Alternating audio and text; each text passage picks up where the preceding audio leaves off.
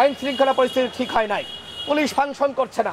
একের পর এক আমরা দেখছি আওয়ামী লীগের দুর্বৃত্তরা বিভিন্ন জায়গায় অস্থিতিশীল পরিবেশ সৃষ্টির পায়তারা করছে। ছাত্রলীগের আমরা দেখলাম যে তাদের জন্মদিন পালন করলো। এই যে আওয়ামী লীগ আবার ফিরে আসার চক্রান্ত করছে, এই সাহস তারা কিভাবে পেল? এই সাহস পেয়েছে এই উপদেষ্টাদের কারণে, কারণ তারা আওয়ামী লীগকে ধরে নাই।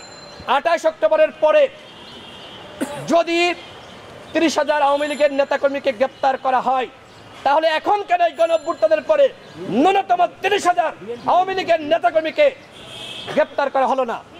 দুঃখিত, যদি বলছিলেন আমার মিস্টেক হয়েছে যে 28 অক্টোবরের পরে যদি বিএনপি জামাত গণ অধিকার পরিষদের 30,000 নেতাকর্মীকে গ্রেপ্তার করতে পারে, এখন কেন এই অভ্যুত্থানের পরে 30,000 আওয়ামী লীগের গুন্ডা পান্ডা মাস্তানকে গ্রেপ্তার এই সরকার করছে না?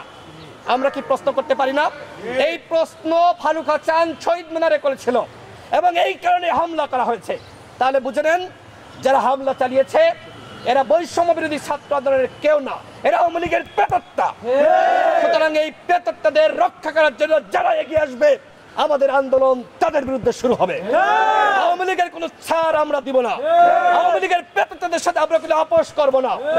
আওয়ামী লীগের সাথে যদি এই সরকারও আপোষ করে, এই সরকারের বিরুদ্ধে আমরা আন্দোলন শুরু করব। প্রিয় সাংবাদিক ভাইয়েরা, আপনারা সবসময় ন্যায় এবং নিষ্ঠার পথে ছিলেন।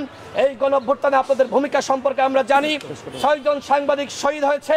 আপনারা আমাদের উপর যে অন্যায় হয়েছে, অবিচার হয়েছে, ফারুকের উপর হামলা হয়েছে, আশা করি আপনারা এই হামলার ঘটনায় আমাদের সাথে থাকবেন যতক্ষণ না পর্যন্ত ন্যায় বিচার নিশ্চিত হচ্ছে।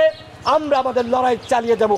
তাদেরকে যদি আজকে অন্যায়ভাবে কোনো ক্ষমতার মাধ্যমে, হস্তক্ষেপের মাধ্যমে জামিন দেওয়া হয়, তাহলে কিন্তু আমরা ওই নিম্ন আদালত ঘেরাও করব। কথা স্পষ্ট। এই ঘটনায় আমরা জিরো টলারেন্স নীতি গ্রহণ করেছি। বিন্দু পরিমাণ আমরা ছাড় দিব না। আমাদের কথা স্পষ্ট। ফারুক এখনো পর্যন্ত হাসপাতালে ভর্তি রয়েছে। এই হাসপাতালে ভর্তি থাকা অবস্থায় যদি এই আসামিরা জামিন পেয়ে যায়, তাহলে আমরা ধরেই নিব যে এই বিচার বিভাগের উপরে এবং বিচারকদের উপরে হস্তক্ষেপ করে জামিন করানো হয়েছে।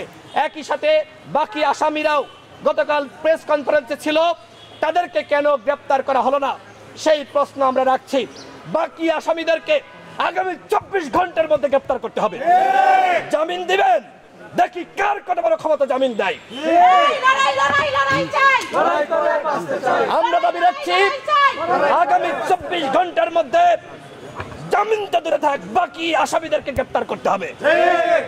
গণ অধিকার পরিষদের সকল নেতাকর্মীকে এই বিষয়ে সোচ্চার থাকার আহ্বান জানিয়ে আমি আমার বক্তব্য শেষ করছি।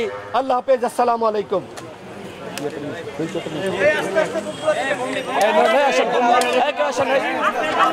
সবাই